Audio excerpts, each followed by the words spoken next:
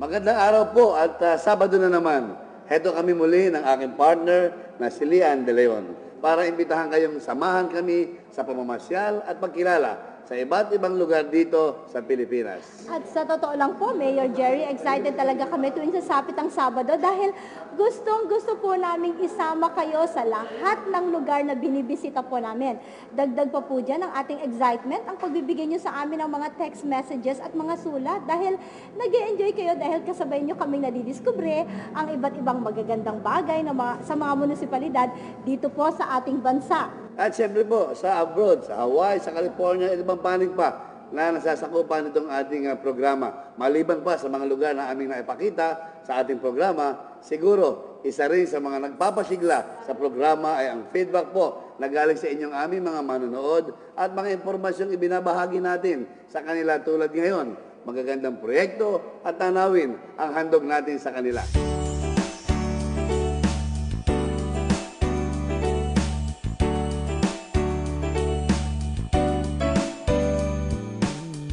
Uunlad kayo, uunlad kami, uunlad tayo, uunlad tayong lahat. Uunlad kayo, uunlad kami. Sa magandang Pilipinas, sama ang lahat. Sa magandang Pilipinas, bida ang lahat. Sa sigla ng taong bayan at gobyernong matapat, tayo ay papatnubayang sama-samang aangat sa masaganang Pilipinas, pinagpalang Pilipinas, sa magandang Pilipinas.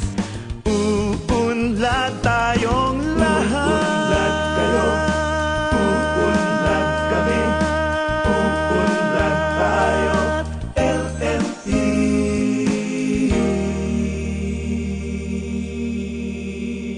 Kung lugar naman po ang pag-uusapan natin muli ay yung mga tungkol po sa mga lokal na gobyerno dito.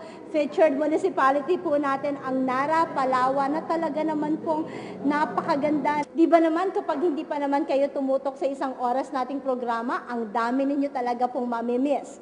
At kaya ang payo namin sa inyo, samahan ninyo kami sa loob ng isang oras dito lamang sa Lakbayin ang Magandang Pilipinas.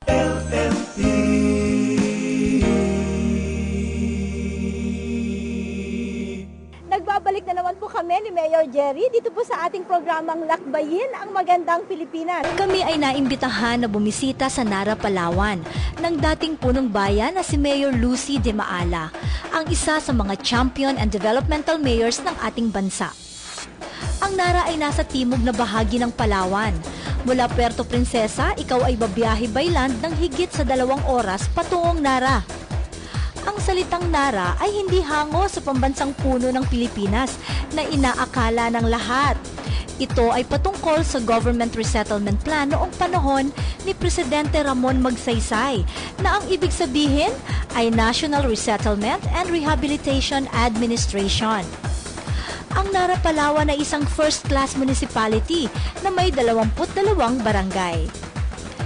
Sa aming pagdating sa Nara, Palawan, una naming tinungo ay ang Nara Municipal Hall, kung saan aming nakita ang maayos at mabilis na serbisyo ng pamahalang bayan ng Nara para sa mga mamamayan nito sa kanilang one-stop shop.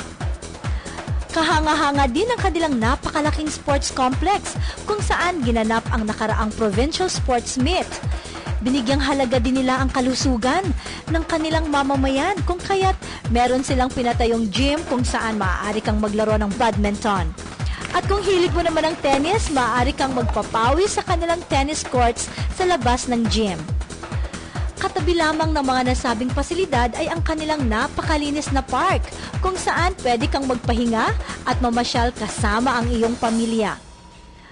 Kami rin ay talaga namang natuwa sa ganda ng Municipal Lagoon Park at walkway kung saan maaari kang mag-boating o kaya'y magpakain ng mga isda.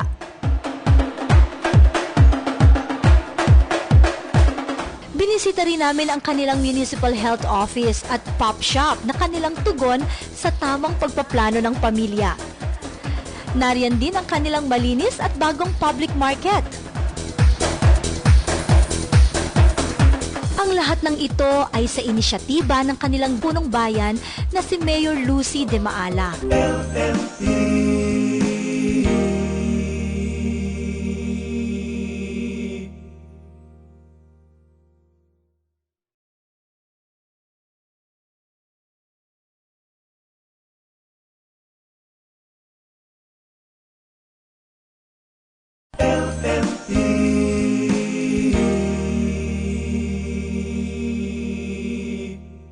Naku, alam mo, Mayor Jerry, talaga namang very excited ako dito sa susunod nating episode. Talagang naniniwala ako na talagang dahil may kakayanan ang isang lokal na pamahalaan, alam ko naman po ang bawat isa ay talagang may kanya-kanya silang magic, kumbaga. So, excited ako, Mayor Jerry, na pasyalan talaga at maipakita sa kanila itong napakagandang lugar po na ito sa probinsya po ng Palawan. At sa totoo lamang, Lian, isa ang trip na itong sa nakaka-enjoy dahil sa ganda ng lugar at siyempre masasaya ang karanasan natin doon. Ito po, at panoorin natin ang Nara Palawan sa Biyahe Tayo!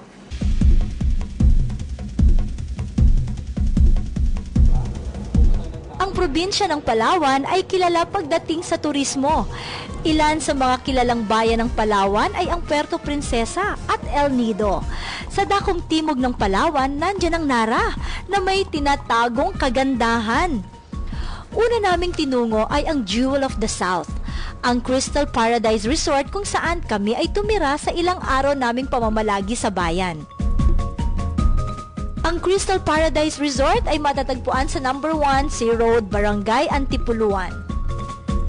Ang Crystal Paradise Resort Spa and Winery in Nara, Palawan ay situated sa 12-hectare beachfront coconut grove nestled in a wildlife reserve cove.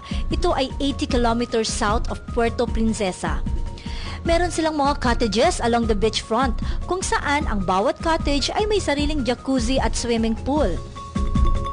Meron din silang sariling veranda kung saan maaari kang mag-almusal at i-enjoy ang kagandahan ng karagatan at kapaligiran. Meron din silang 2 malalaking swimming pools para sa mga daytime visitors at dining area with several dishes to choose from. Meron din silang sariling produkto tulad ng fruit wine harvest from their winery, water and coconut oil na kanilang ginagamit sa kanilang Palawan Spa Holiday kung saan you can cleanse your body, mind, and spirit. Relax and be pampered in the luxurious comfort of the serenity of Crystal Paradise Resort Spa and Winery. Mula sa Nara Port, aming tinungo ang Isla Arena, pugad ng mga pawikan sa Pilipinas. Ang Isla Arena ay privately owned na nasa pangangalaga ng mga taong tunay na may kaalaman ukol sa mga pawikan at accredited ng Department of Environment and Natural Resources. Recognizing the need to conserve the pawikan, isang Memorandum of Understanding ang pinirmahan noong November 28, 2003 sa pagitan ng management ng Isla Arena, pamahalaang bayan ng Nara at Palawan Council for Sustainable Development staff at ng Department of Environment and Natural Resources. Ang layunin ng Memorandum of Understanding ay ang magkaisa ang mga nasabing institusyon sa conservation and wise management ng marine turtle populations na namamalagi sa Arena Island at municipal waters ng Nara, Palawan at mga feeding grounds and nesting beaches kasama ang Arena Island. Ito rin ay ginawang turtle sanctuary ng mga namamahala ng Arena Island. Meron din silang information office kung saan mas mapapalawak mo ang iyong kaalaman ukol sa mga pawikan. Ang Isla Arena ay may day tour at overnight accommodation din para sa mga turista na nais bumisita dito. Tunay na napakaganda ng tanawin sa isla at napakasarap maglakad sa maputing beach sand. Halina po kayo at bumisita sa Isla Arena.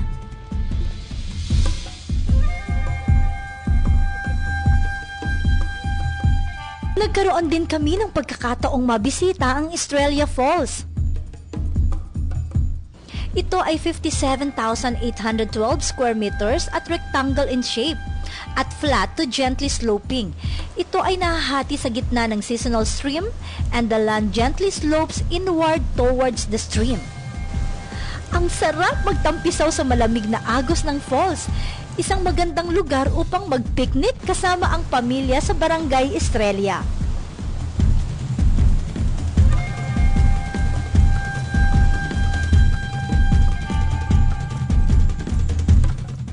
Nandyan din ang Maydavian Resort kung saan maaari rin kayong tumira sa pagbisita niyo sa Nara, Palawan. Kumpleto sa facilities with clean swimming pool at higit sa lahat, ang kanilang magandang mangrove area sa likod ng resort kung saan maaari kang mag-spend ng araw at i-enjoy ang kagandahan ng kapaligiran. Ang Maydavian Resort ay pag-aari ni Ms. Mayat Mayor at matatagpuan ito sa Kagisan, Nara, Palawan. Ilan lamang po yan sa mga maaaring bisitahin sa bayan ng Nara, Palawan. Ano pa po ang iniintay ninyo? Tara na at isama sa inyong itinerary sa darating na bakasyon ang magandang bayan ng Nara, Palawan.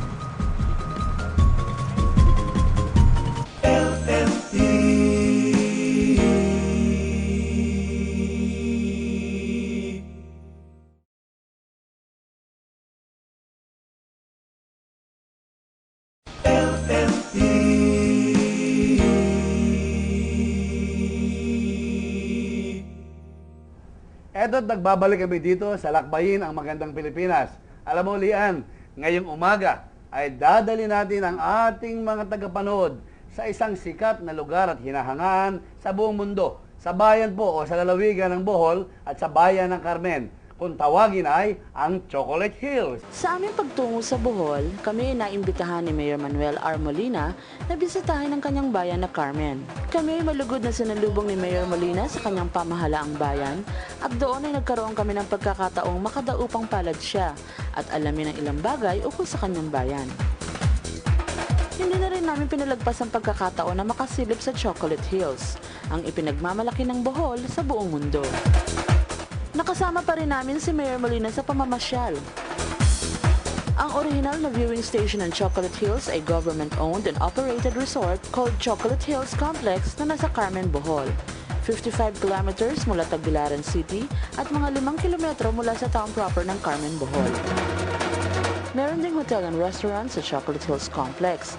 May mga rooms na available for overnight stay, function rooms for those na may trainings, at may sariling swimming pool for recreation. 214 na baitang ang aming iniakyat patungo sa viewing deck. 1, 2, 3, 4, 5, 6, 7, 8, 9, 10, 11, 12, 13, 14, 15. Nasa 15 steps pa lang po ako. At meron pa akong how many? Kasi it's 214 steps po para makarating ka doon sa pinakatuktok. At nang sa gayon, makita po natin talaga yung napakagandang scenery po na ipinagmamalaki po natin. Chocolate Hills. Kasama ko po, syempre, ang father of the land. Wala pong iba kundi si Mayor Molina.